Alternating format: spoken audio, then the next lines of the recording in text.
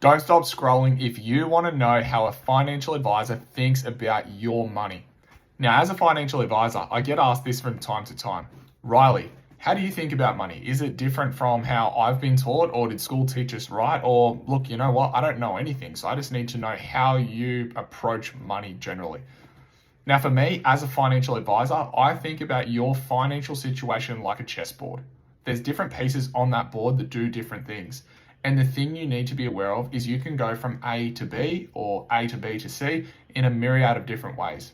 There's different pieces on the board, and not only do they do different things, they're also interconnected. And for most people that don't have a financial plan, you've got one thing over here doing that and another thing over here doing this, and then meanwhile your goal doesn't really suit either of them. So what we want to do is figure out how can we get these pieces optimized from an individual perspective. So that's your cash flow, your reserves, your super, your life insurance, your estate planning, your properties, your investments, all sorts of things. How can we fix each one of these pieces?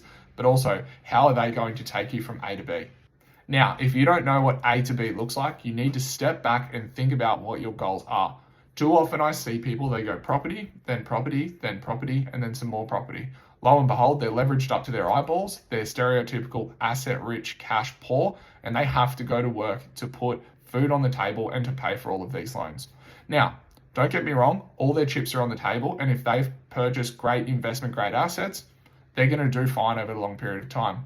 But if you're somebody who, say, wants to do some annual travel or send your kids to a private school or whatever it may be that might conflict with this goal, it's really good to know that and get it written down on a piece of paper when you're figuring out your A to B, because you might want to scale it back and only do 2 properties, for example, or 3 properties, or whatever you can afford.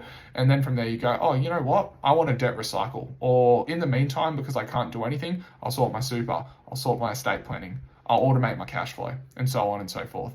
If this confuses you, do your research and empower yourself to get better with money. If you struggle with that, go out there and get advice from someone who can help.